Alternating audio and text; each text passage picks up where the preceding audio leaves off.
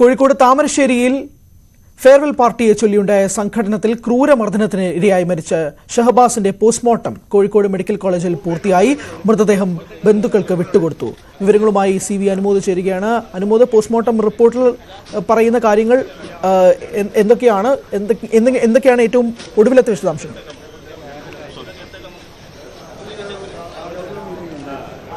ഹരി, അല്പസമയം മുമ്പാണ് പോസ്റ്റ്മോർട്ടം നടപടികൾ പൂർത്തിയാക്കി മൃതദേഹം ബന്ധുക്കൾക്ക് വിട്ടുകൊടുത്തത്.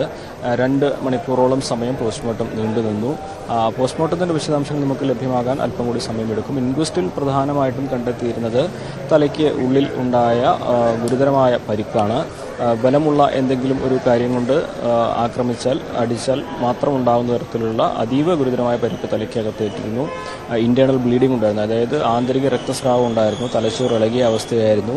കണ്ണ് പൂർണ്ണമായി അടിച്ചു പൊട്ടിച്ച നിലയിലായിരുന്നു. കാത് തകർന്നിരുന്നു. നെഞ്ചിന് പരിക്കേറ്റിരുന്നു. ഇത്തരം കാര്യങ്ങളാണ് ഇൻക്വസ്റ്റിൽ പറഞ്ഞിരുന്നത്. അപ്പോൾ ഇതൊക്കെ തന്നെയാണ് മരണത്തിലേക്ക് നയിച്ചതെന്ന് പ്രാഥമിക നിഗമനമാണ് ഉള്ളത്.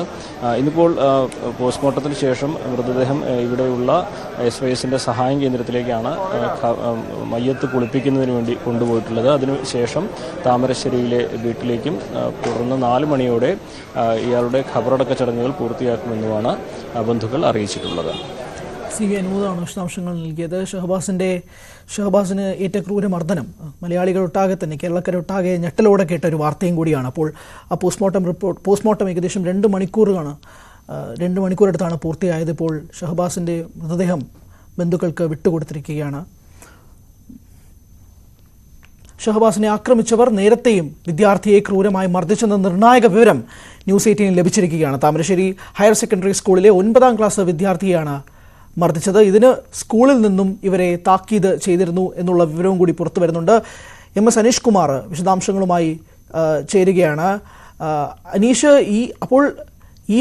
ഈ സംഘം, ഈ ഷഹബാസിനെ ആക്രമിച്ചവർ ഇതിനു മുമ്പും ഇതുപോലുള്ള അക്രമങ്ങൾ നടത്തിയിട്ടുണ്ട് എന്നുള്ള വിവരവും കൂടി പുറത്തു വരുമ്പോൾ അതിൻ്റെ വിശദാംശങ്ങളും കൂടി തന്നെ അന്വേഷിക്കണം. ഇവർ ശരിക്കും വിദ്യാർത്ഥികൾ തന്നെയാണോ, അതോ ഇവർ ഗുണ്ടാ നേതാക്കൾ പോലെ പെരുമാറുന്നതൊക്കെ നമ്മൾ CCTV ദൃശ്യങ്ങളിൽ കണ്ടതാണ്. അപ്പോൾ ഇത് തുടർച്ചയായി സംഭവിക്കുന്നതാണ്. ഇത് ഒറ്റത്തവണ മാത്രം ഉണ്ടായിട്ടുള്ളതുമല്ല.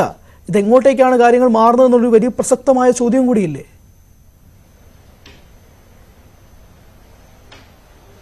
തീർച്ചയായും അങ്ങനെ തന്നെ വേണം കരുതാൻ. കാരണം ഈ താമരശ്ശേരി ഹയർ സെക്കൻഡറി സ്കൂളിലെ തന്നെ 9ാം ക്ലാസ് വിദ്യാർത്ഥിയാണ് നേരത്തെ ഈ സംഘം മർദ്ദിച്ചത്. താമരശ്ശേരി മാർക്കറ്റിൽ വെച്ചാണ് മർദ്ദനം നടത്തുകയും ചെയ്തത്. ഇതിനെ തുടർന്ന് സ്കൂൾ അധികൃതർ താക്കീത് നൽകുകയും ഒക്കെ ചെയ്തു. അതായത് ഇത് ഒറ്റപ്പെട്ട സംഭവമല്ല, അല്ലെങ്കിൽ ആദ്യമായല്ല ഒരു വിദ്യാർത്ഥിയെ മർദ്ദിക്കാൻ. ഇപ്പോൾ തന്നെ പ്രതിപട്ടികയിലുള്ള വിദ്യാർത്ഥികളിൽ 3 പേർ ആ സംഘത്തിൽ ഉണ്ടായിരുന്നു എന്നാണ് മനസ്സിലാക്കാൻ കഴിയുന്നത്. ഇപ്പോഴെന്തായാലും നമ്മോടൊപ്പം MG സ്കൂളിലെ ഈ ഷഹബാസിന്റെ സ്കൂളിന്റെ ഹെഡ് മിസ്ട്രസ് നമ്മോടൊപ്പം തന്നെയുണ്ട്. മേഡം, വളരെ ദുഃഖകരമായ ഒരു സംഭവമാണ്. എന്തെങ്കിലും തരത്തിലുള്ള പ്രശ്നങ്ങൾ കുട്ടികൾ തമ്മിൽ ഉള്ളതായി നേരത്തെ ഇല്ല, ഒന്നും അങ്ങനെ ഇല്ല. ഞങ്ങൾ വളരെ സന്തോഷത്തോടു കൂടി യാത്ര അയച്ചു വിട്ടതാണ്. മോഡൽ എക്സാം കഴിഞ്ഞു, യാത്രയപ്പ് കൊടുത്തു, വീട്ടിലിരുന്ന് പഠിക്കണേനുള്ള അവസരങ്ങളിൽ പ്രത്യേകിച്ച് ആൺകുട്ടികളാണ് ഞങ്ങൾക്ക് പേടിയായിരുന്നു. വണ്ടി എടുത്ത് പോയി എന്തെങ്കിലും അപകടം പറ്റുകയുണ്ട്, അതിനൊക്കെ നിർദ്ദേശങ്ങൾ കൊടുത്തവരെ വിട്ടതാണ്. ഒന്നും അങ്ങനത്തെ ഒരു പ്രശ്നങ്ങളായിട്ടുള്ളതും ഞങ്ങൾ അറിവില്ല. ആഘോഷങ്ങളൊന്നും, അതിരുവിട്ട ആഘോഷങ്ങളൊന്നും ഉണ്ടായിട്ടില്ല.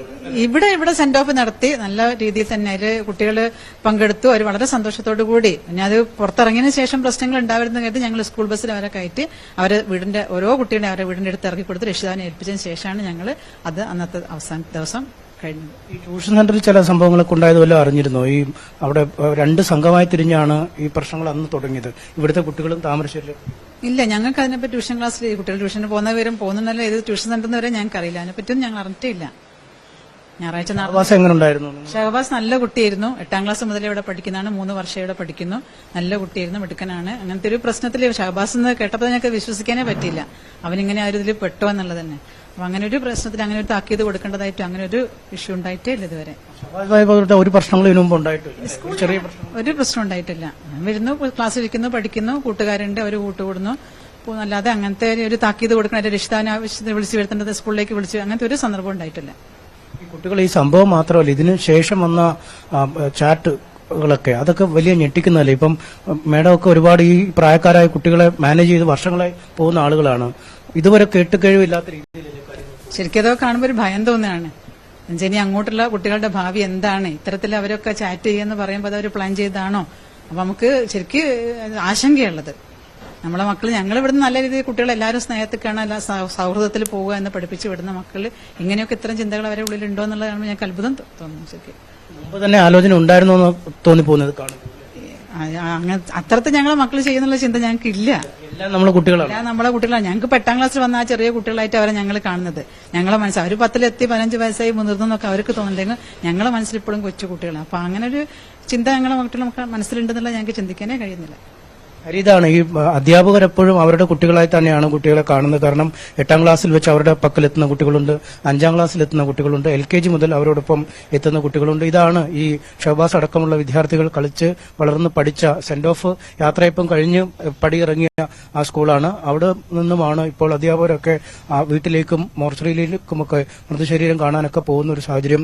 നമ്മൾ പറഞ്ഞു വരുന്നത് ഈ ആദ്യം തന്നെ പറഞ്ഞ കാര്യത്തിലേക്ക് തന്നെ വന്നാൽ ഇവർക്കൊരു കൃത്യമായ കുറ്റവാസനയുള്ള കുട്ടികൾ തന്നെയാണ് എന്നാണ് നമുക്ക് ഇപ്പോൾ പുറത്തു വരുന്ന വിവരങ്ങളിൽ നിന്ന്. നമ്മൾ സ്കൂളിൽ അന്വേഷിച്ചപ്പോൾ അവിടെ നിന്നും മനസ്സിലാക്കുന്നു ചെറിയ ചെറിയ ചില കശപശകൾ ഉണ്ടാവും. ഒപ്പം അതേ സ്കൂളിലെ തന്നെ 9ാം ക്ലാസ്സുകാരനായ ഒരു വിദ്യാർത്ഥിയെ കവലയിലിട്ട് മർദ്ദിക്കുക, അല്ലെങ്കിൽ ആളുകൾ കൂടുന്ന ചന്തയിലിട്ട് മർദ്ദിക്കുക എന്ന് പറയുമ്പോൾ അത്തരം ഒരു കുറ്റവാസന അവരിൽ ഉറങ്ങിക്കിടപ്പുണ്ട്. ആ കുറ്റവാസന തന്നെയാണ് ഒരു ക്രിമിനൽ സംഘം എന്ന പേരിൽ പിന്നീട് വാട്സാപ്പ് ചാറ്റുകളിലൂടെ പുറത്തു വരുന്നത്. ഒരാളെ കൊല്ലുമെന്ന് പറഞ്ഞാൽ കൊന്നിരിക്കുമെന്നൊക്കെ പറയുന്ന രീതിയിൽ അവന്റെ കണ്ണിന് 3 കുത്തുകുത്തി, അവന്റെ ഒരു കുത്തിയപ്പോൾ തന്നെ അവന്റെ കണ്ണ് തകർന്നു, അല്ലെങ്കിൽ അവനൊന്നുമില്ലാതായി എന്നൊക്കെ പറയുമ്പോൾ അത്തരമൊരു വലിയ കുറ്റവാസന ഈ കുട്ടികളിലുണ്ട് എന്നുള്ള ഒരു തെളിവ് തന്നെയാണ് പുറത്തു വരുന്നത്.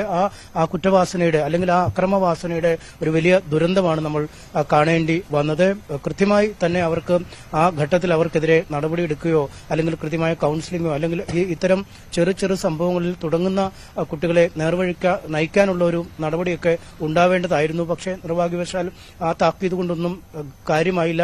മറ്റൊരാളുടെ ജീവൻ എടുക്കുന്ന തരത്തിലേക്ക് അവരുടെ കുറ്റവാസന മാറി എന്നതാണ് ഏറെ സങ്കടകരം.